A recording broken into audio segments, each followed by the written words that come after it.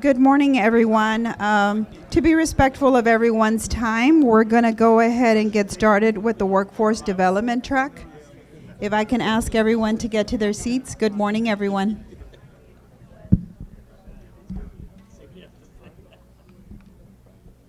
Thank you. It's a great day to be here in South Texas. Good morning again. My name is Arcelia Shelly Sanchez. I am the Deputy Director of Community Engagement for Workforce Solutions. I'm honored to be serving as your moderator for this particular breakout session for the Workforce Development session.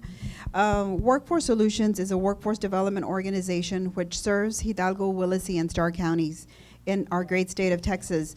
Our role is really to support and promote a workforce system that creates value and offers employers, families, individuals, and our communities the opportunity to achieve and sustain economic prosperity. On behalf of my CEO, Francisco Almaraz, and our board of directors, again, we thank you for the opportunity to be with you this morning. We've heard a lot about small business and how you are the backbone of our local economy, and we'll be sharing some stats on that. But in the interim, we are joined this morning by a distinguished panel.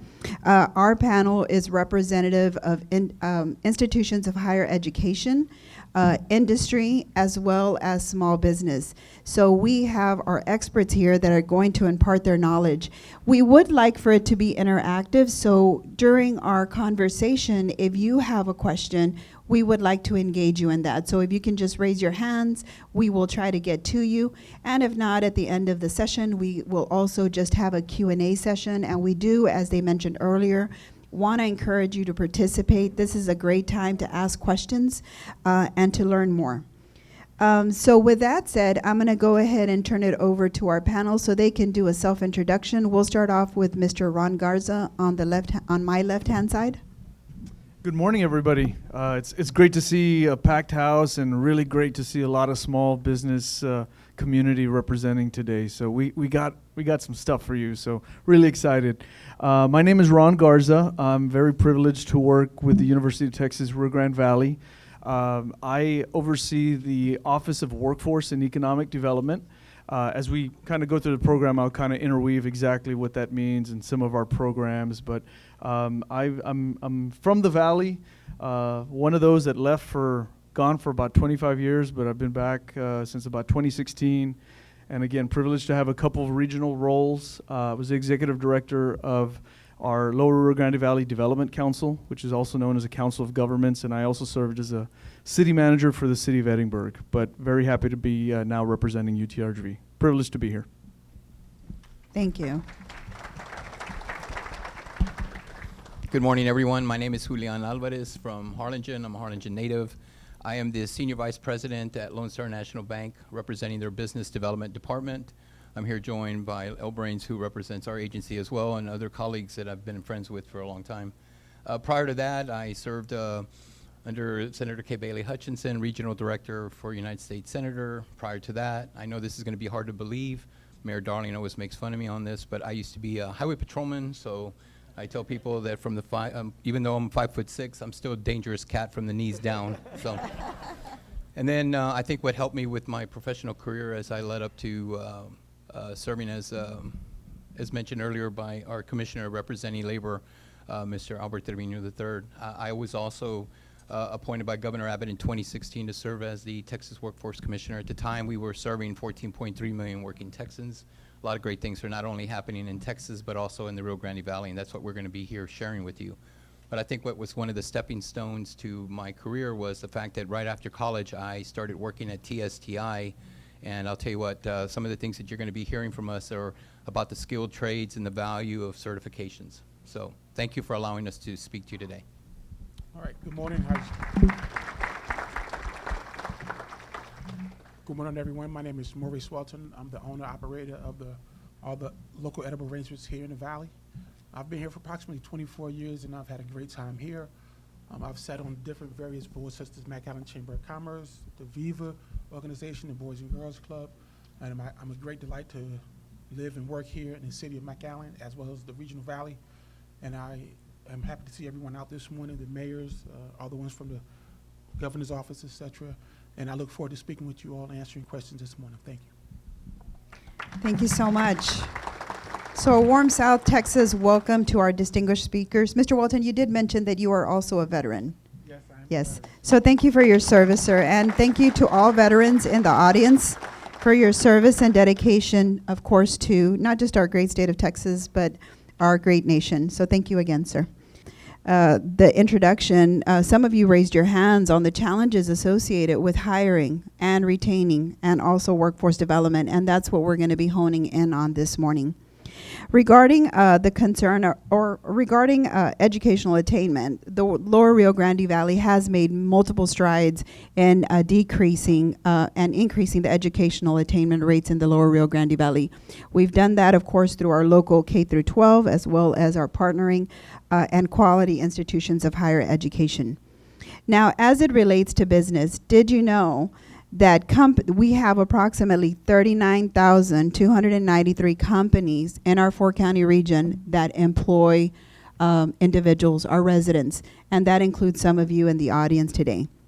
But out of those close to 40,000 companies, approximately 97% employ less than 50 employees in the region. And we are made up of small business. We are the heart of the economy.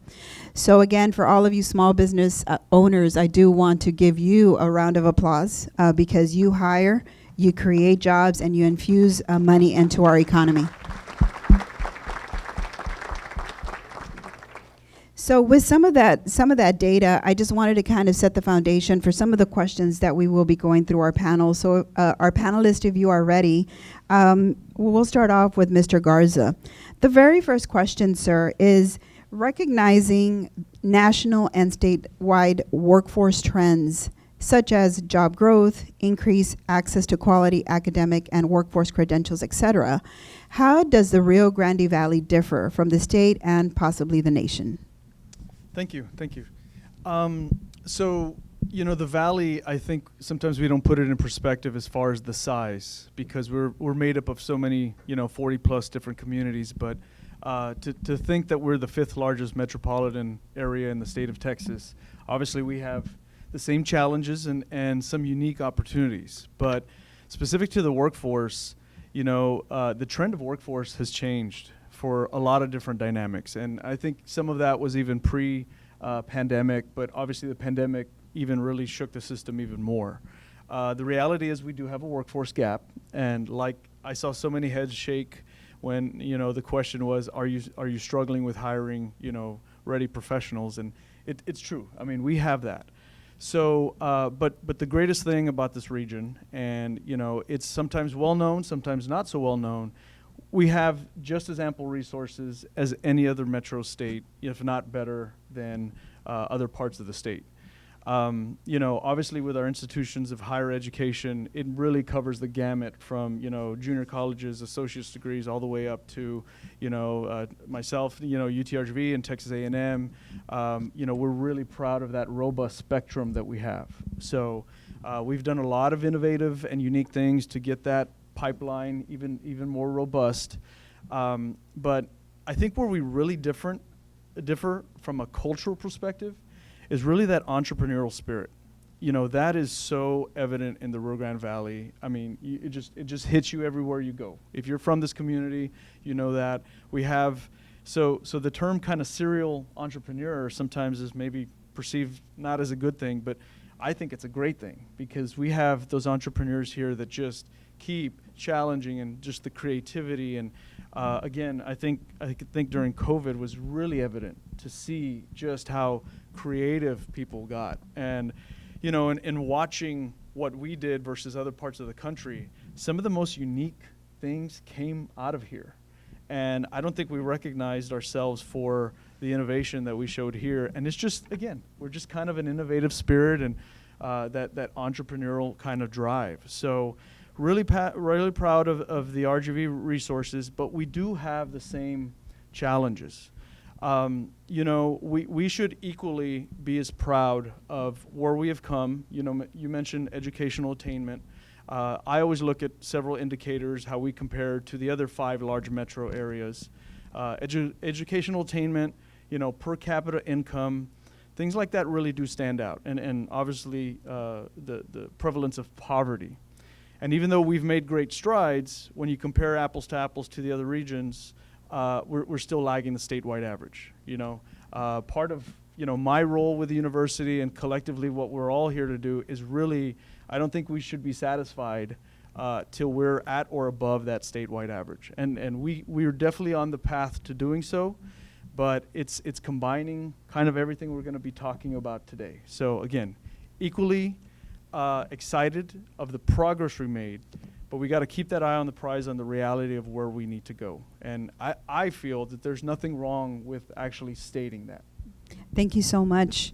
A lot of great points. And on that, I'll turn it over to Mr. Welton. Mr. Welton embodies that innovative spirit and drive of an entrepreneur. As a small business owner, Mr. Welton, can you also share from your perspective, how does the Valley differ?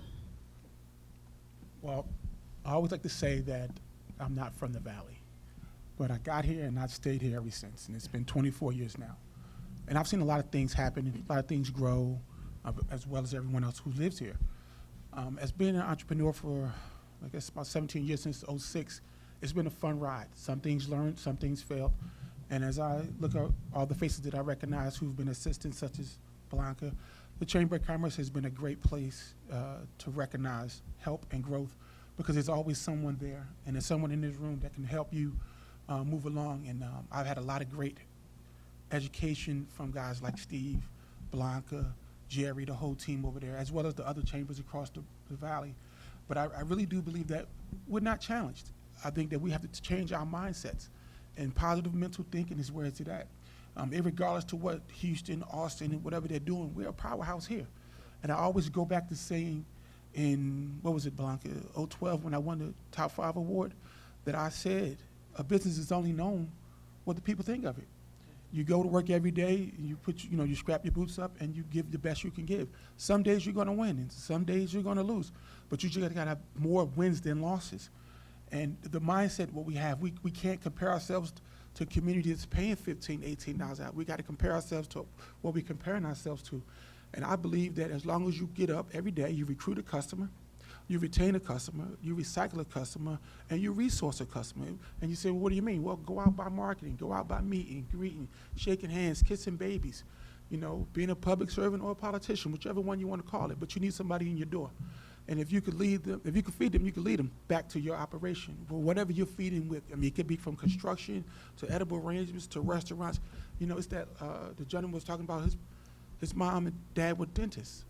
That loving, warming affection. People like to do business with people they know. Go to places where they feel comfortable. So we have to, get away from the competition, because the competition is in the mirror every morning.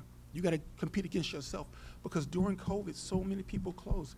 I didn't know what I was going to do or what I was not going to do. I was telling my friend in the corner over there, I thought about Chernobyl. Who remembers Chernobyl? Everybody's going to remember Chernobyl.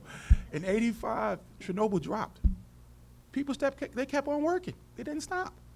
In Japan, when the nuclear went down, the older people said, look, the young people, go to the side. We'll take this because we lived our lives. And that's how you got to think about this. Anybody who's an entrepreneur, you have to live your life. You got to get up every day, swing that bat every day. And that's where I think my wins are there. My wins are recruiting customers. It's family. Because there's a four-legged approach to everything. And that four-legged approach is 1, you. 2, the product you're giving. 3, the customer you have and the product is being sold. Meaning, I need the human capital, the employee. I need the product to sell it to them. And I need someone to come in and get it. And how do I do that? By every day getting up, putting on that smile. Business has gotten tougher since COVID.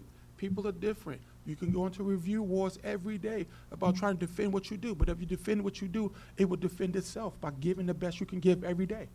There's some days and some cycles that's just really tough. Right now, interest rates. Who can afford a house? Who can afford a car? Who can afford to borrow money? I mean, that might be a hint for some of the people in the room to reduce the rates, but we know at the federal level, I'm just saying, it's been, 22 raises over the last 18 months or 18 raises over whatever the number is, I don't know. But we can't get money to do what we do. So what do? You downsize some things, you resource some things, and you commit to the customer, because that's all you have is the customer. Treat your customer right, and most often tell your guys to treat the customers right, because it's very difficult to walk in a room and I get a phone call, hey, Maurice, I just was about your story, and the employee said, and I just got to shake my head, but now I got to go to a class and teach them. We need, the reason why that customer said that door, because they want what we want. They drove about 15 places to come to us, give them what they want. So I believe that with the right mental mindset, we can do anything. We are a strong community. We're a vibrant community. I mean, starting from South Padre to Rio Grande City, there's a lot of knowledge in the room. Reach out and grab it. Thank you so much. Thank you so much for your perspective. It's so valued, especially from the small business perspective, right? Often our small business are the managers, the directors, the front desk, the answering the phone, as well as closing up the shop. So thank you so much for your perspective. I would like to give an opportunity, of course, to Mr. Alvarez to also share his perspectives on the workforce trends and what is unique about the Rio Grande Valley. Well, first of all, I want to make sure that my colleague to the right has one of my business cards, which we're here to give out a loan. We have stickers in his room. So I wanted to share with you all, it mentions here about workforce trends. What's very interesting is back in 2016, Governor Abbott had charged higher ed, Dr. Farias is in here, TEA, to work together and look at ways that we could actually expand the workforce. And so one of the things by listening to many of you that are in this room was there a way that we could actually just give a job description, educate an individual on what we wanted, and we didn't have to go through tedious and maybe expenses. So what we did was the tri-agency report was established, and with fine institutions like UTRGV, with Ron here, TSTC, TSTI before, UTRGV, and some of the other, Texas Southmost College, I don't want to forget our friends in Brownsville. We have some of the finest institutions in the country down in the valley. I mean, some of the finest, and then we have now joining us as Texas A&M, now being led by our doctor that's here, and also by Manny Vela.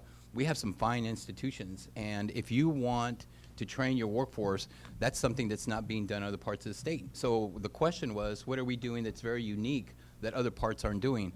Well, personally, I don't feel that we live in what they call silos anymore. They used to say that the valley lived in these, we had that football mentality. But I'll tell you what, I'm from Harlingen, and when San Benito played in the Final Four in Austin for the state championship, I was there. So I was rooting for the folks in the valley to win, right? Just like all of us would. And so we all live like that. I think that what we've done is what's made us a little unique from other parts of the country is the fact that we're listening to stakeholders. We're listening to what you want. We have employers that come into the bank all the time trying to figure out ways to increase their workforce. And sometimes the majority of them, and I tell this to everybody, and Veronica knows it, so does Ron. There is nothing wrong with a folk or someone wanting to go to be a doctor, right? But we also need the skilled trades out there. Somebody needs to build a building. And so one of the things that makes us very unique in South Texas is that I've never seen the collaboration that you see here anywhere else. I mean, when you can have higher ed sitting next to an institution like Texas Southmost College or STC in the same room discussing on how we can articulate programs so that kids or individuals can be successful, that's really important. Or when your high schools are offering courses in high school like drone operators, cybersecurity. You know, we're training kids right now to work someday at SpaceX. That's our goal.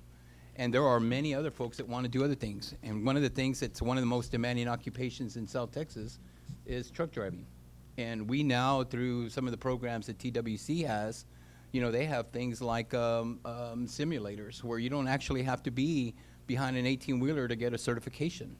And so we'll go into that later. But what I wanted to share with you, Sally, and I appreciate you bringing up this question, is that the Valley's very unique, and that is that we've listened to business owners and stakeholders. And many of them, and many of the designs that have been created, and we'll discuss this later, is this apprenticeship nurse that was just announced last week. I mean, that's amazing. That's a game changer. You're the only ones in the country that actually have some of the programs that are taking place.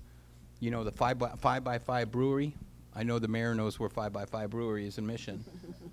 You know that they were the first apprenticeship brew master course in the country recognized by Department of Labor. There are a lot of number ones in the Valley. And so one of the things that I wanted to share with you all were the successes that we've had down here. So Shelly, that's what makes us unique. Thank you so much. We appreciate that. Yes, it's great to know that there are a lot of number ones here in the Rio Grande Valley. We are definitely, I don't think so much a hidden gem anymore.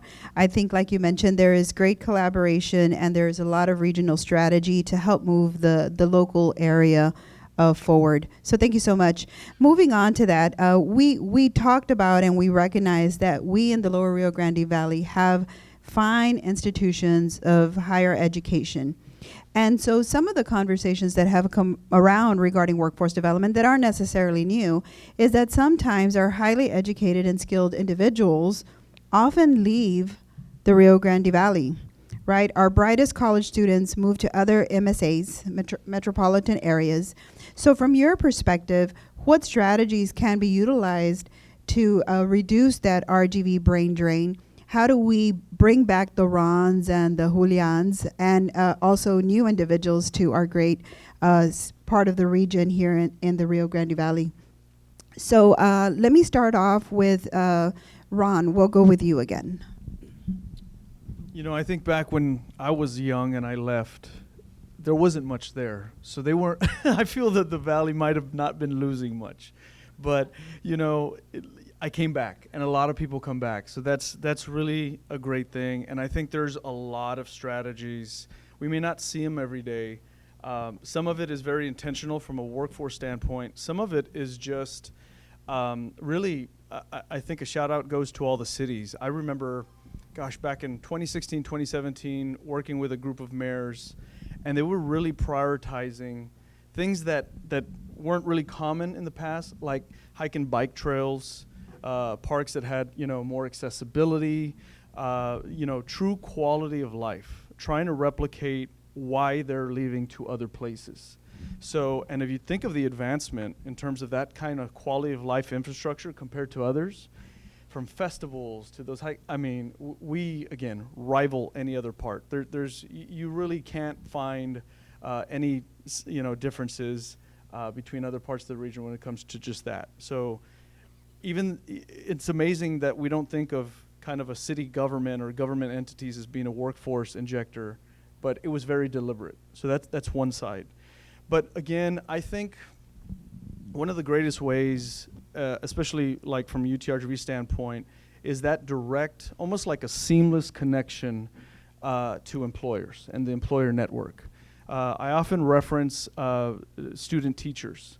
You know, when you get a bachelor's degree in education, your last semester is a practicum that is embedded. So you're a teacher your last semester with a school district locally. So UTRGV has created this robust network of school districts, and school districts absolutely love that because it's such a shared resource.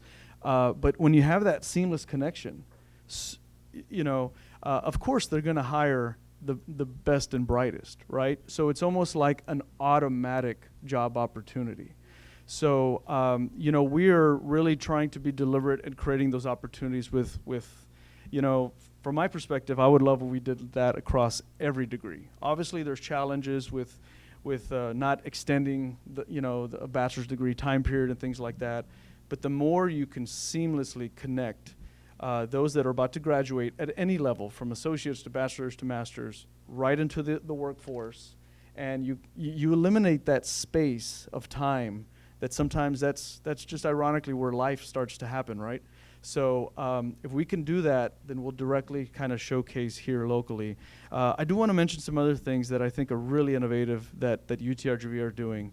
You know, we have a program called Luminary Scholars, and it is an amazing, innovative opportunity where it's a scholarship-based opportunity to students. However, in lieu of that is a pledge that how many years we're providing support, you're pledging to stay in the Valley that long as well. So again, we're kind of anteing up our own resources to commit back to our graduating students. So I think that's great. And tuition advantage, which we offer. We're trying to eliminate the barrier. UTRGV is a great return on investment from a value standpoint. And quite honestly, like I said, we look at this holistic standpoint.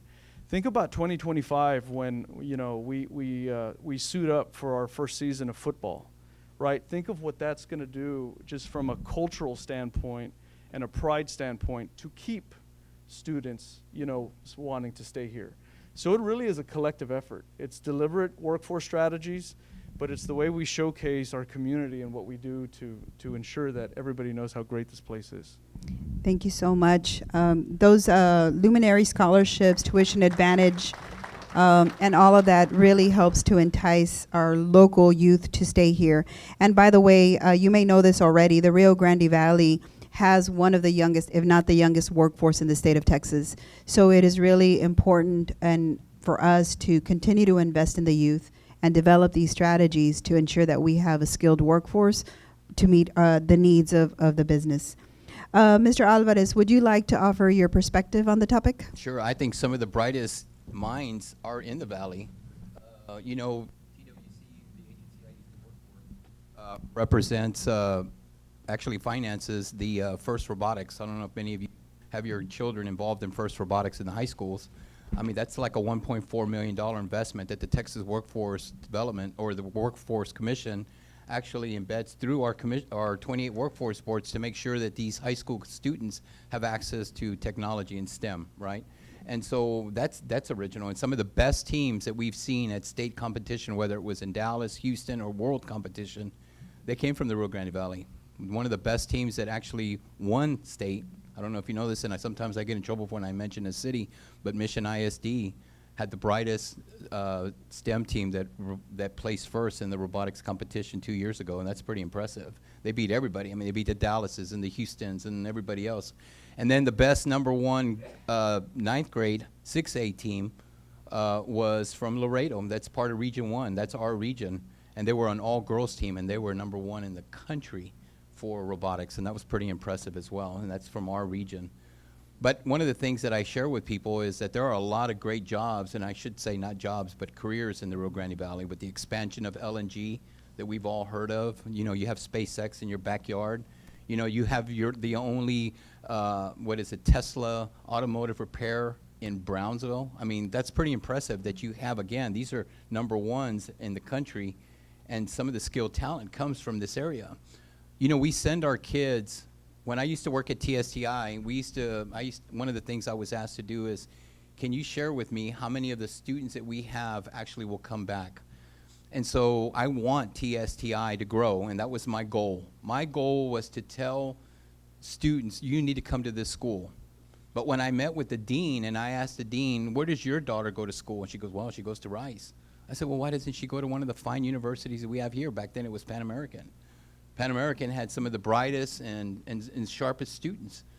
So one of the things that I share with people whenever I go somewhere, when they say that they want to go somewhere to school, I can understand the quality of life that these individuals are going to experience. Having a dog park, a water park, free movies, South by Southwest. But ladies and gentlemen, we have the same thing down here in the Rio Grande Valley. If you look around, we have some of the same things that they offer at some of these other big cities in our backyard. And do we really take advantage of that? You know, we have dog parks, and we have all of these things. You know, it's amazing. I see more and more animals in restaurants than I've ever seen before. I mean, we have to listen to what the young generation wants, and the young generation wants to hear things like what I just referenced earlier. You know, and like I said, some of the finest institutions here in the Valley provide that. I mean, I've seen shuttle services where they have Wi-Fi, and they have you can put your bike in the front of a bus. No different than you see in Austin or A&M where we've been. So we need to brag on that. And I'll leave you with this. Whenever I did travel around the state, the first thing I looked at in a high school is, do you put a banner of every one of the colleges and universities that are in your backyard in the hallways?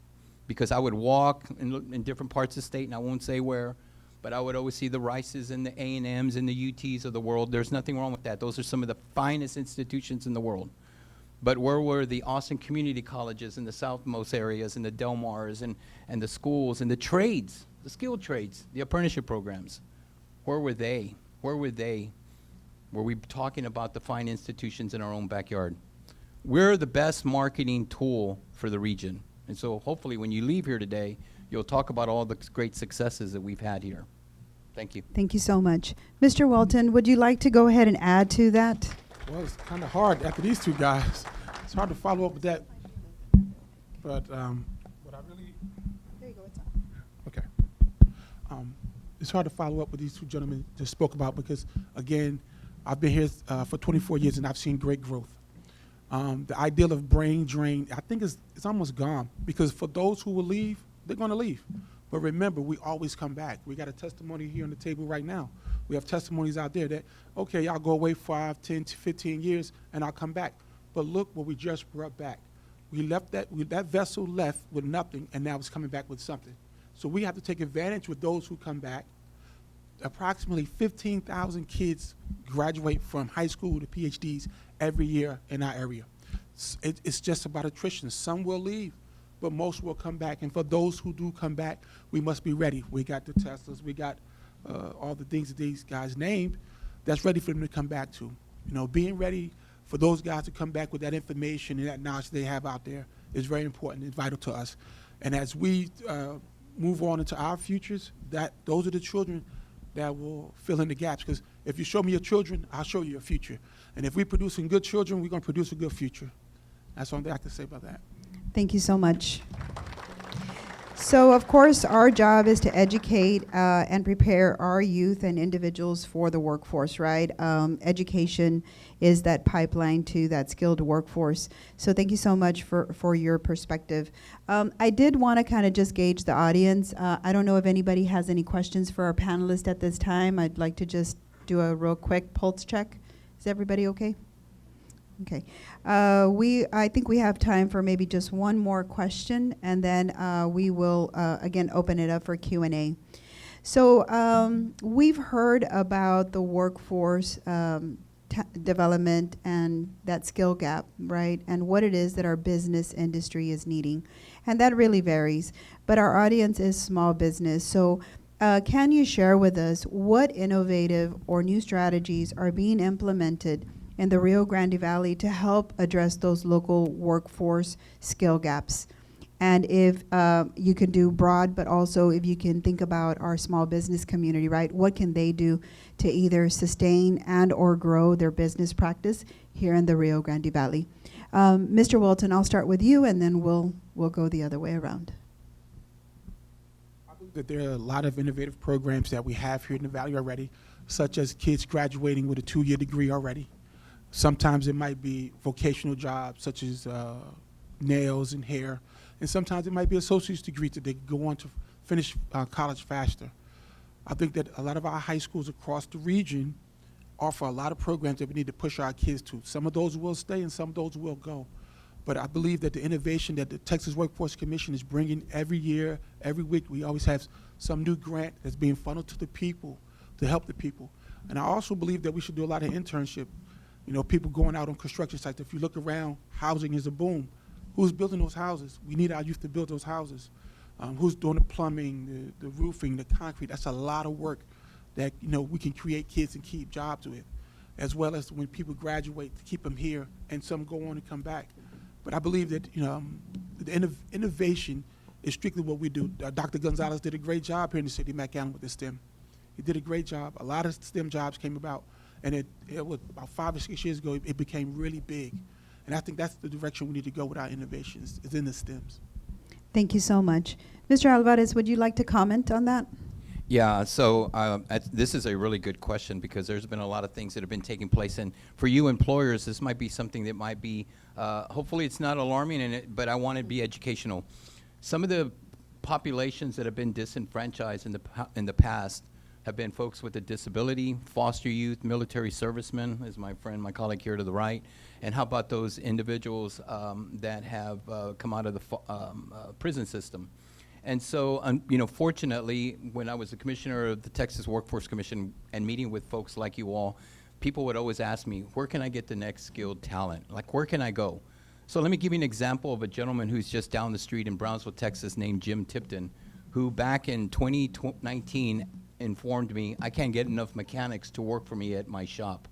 So what could I do to increase my mechanics? I mean, what can I do to make sure that I can get enough workforce so that I can actually get these cars serviced? And this was prior to the pandemic.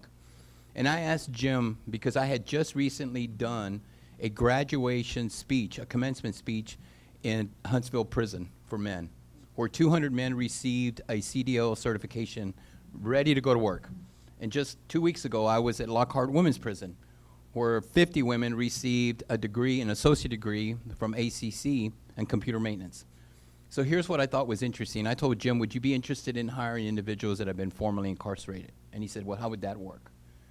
And so what we did was, with the help of folks like Frank Alvarez, our executive director, our president here, and folks like Pat Hobbs, we were able to think of innovative ways using some of the creative funding resources that we had at the Texas Workforce. And we trained 4 individuals through TSTI or TSTC in Harlingen to actually be mechanics on our dime and then the dime of the employer. Ladies and gentlemen, to this day, those folks are still working there. They're still working there. They had felony convictions. They were nonviolent, but they're some of Jim Tipton's best employees. He was so impressed that last year he called me and said, I have one more individual that I hired, and I hired him as a car salesman.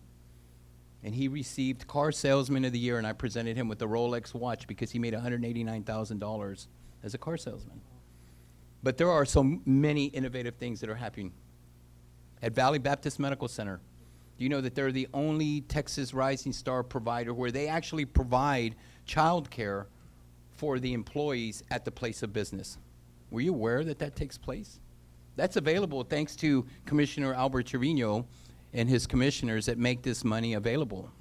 Right now, DHR is looking at a way where we can actually accommodate the needs of our workforce because we're short on nurses. And so what we're doing, which is our sister city, our company, I should say, through Lone Star, what we're doing right now is making sure that we can provide child care for our employees. So with the help of the Texas Workforce Commission, and again, because of the funding that our commissioners allow us, we can actually draw companies from all over the world, like we did during the pandemic, to come in here and tell them, hey, we can provide child care for you. And then let's talk about some of the other things that have been innovative. As I mentioned earlier, having an apprenticeship nursing program where a student can actually graduate from high school and make that commitment to work at healthcare systems at either at Harlingen or Valley Baptist or Harlingen Medical or any of the hospitals here, South Texas Hospital, or even DHR, which they're doing now. And these individuals will get paid from day one to work there. And did I mention that one of the challenges that we had in trying to address new talent was the fact that when you register to be a nurse at some point, you have to do clinical work, and these individuals that were doing clinical work were not getting paid to do that. Well, through the help of Commissioner Trevino, these people are now being paid a stipend. That's pretty impressive. No one else in the country is doing that, ladies and gentlemen. These individuals now will be paid while they're in class and they're on the job training because of folks like you that said we have a nursing shortage. So there are many innovative things that are going on. How about the fact that we're training SpaceX folks there, in software engineers and also aerospace engineers, how to weld? Who would have thought that they'd be welding after graduating as an aerospace engineer? You see, there's nothing wrong with what's going on. As long as our students and our future generation is getting educated, I tell everybody that anything after high school, regardless of what career path you go or what college or university or where you go, anything after high school is considered college. And that's what I love about what UTRGV and A&M is doing in our backyard now, is everything is articulating so that every individual will succeed in this great region. So a lot of innovative things going on. Please think outside the box. Thank People you so with much. disabilities are doing the same thing. So thank you, Shelly. No, thank you. We have a few more minutes. Mr. Garza, Ron Garza, would you like to? Sure. You know, in addressing the innovative strategies, I definitely want to ensure that I leave, particularly the small business community, with resources. You know, UTRGV, not every university really does prioritize a community-facing economic development. But UTRGV, for many years, you know, from the legacy institutions, have administered a lot of programs that are resources, like Small Business Development Center, and we have a commercialization program. So I want to make sure everybody knows of that. Simplest way to access that, and, you know, again, a lot of our team are going to be here in other panels, but if you just Google UTRGV Economic Development, you get a litany there of resources, and a lot of those are at absolutely no cost. So I want to ensure that you know that. But, you know, I also want to kind of also state that from the EDC side, part of what we do in our ecosystem is really work very closely with all our economic development corporation partners. Mm-hmm. And I want to make sure it's very deliberate that not only are they focused on recruiting new industries to the region, but equally, if not more focused on helping strengthen the businesses that already exist. And that's, again, where some of our resources come into play. We want to ensure that all the businesses that are currently here, the locally owned, the family-driven, are as optimal as they can. Because if they're optimal, they're selling more, they're providing more property tax, more sales tax, and optimally, more job creation and hiring more people. So that pipeline kind of works from both ways. I do want to kind of end with, UTRGV also from a system side is really getting innovative and recognizing, not only as a great, educational institution, but what can we do as a workforce component. So the UT system just last week announced a partnership with a resource called Coursera for a micro-credential program. It's one of the most robust in the country, and UTRGV's included as one of that. It's so fresh off the press, we don't have all the details yet, but essentially it's a resource that's going to be free to every student, alumni, faculty, staff, for those very specific technical skills, critical decision-making gaps to really kind of close that gap. Because again, we've heard the feedback that somebody might have a degree, but maybe not quite as workforce ready as they hoped or expect they would. Resources like this for Coursera, micro-credentials really will help close that gap. So again, it's a holistic approach to resources happening all over the region. Thank you so much. And actually, that's a really good way to end it, because we do, as professionals, as business, we do need to embrace lifelong learning. The workforce is changing, and the needs of business is changing. And as new technology comes in, and we've heard of AI, we have to be able to adapt. And we have to, as a business, we need to know what our needs are. How do we meet those consumer needs? But then how do we develop strategies to ensure that we have that skilled workforce? And we all have to embrace the innovative spirit of our region, as well as ensuring that we're all developing regional strategic plans that are going to get you, as a small business, the resources and the skilled workforce that you need. So again, I would like to thank my panel. Thank you for making my job easy. And again, I would like to thank the Governor's Office for giving me the opportunity to serve as your moderator for this morning.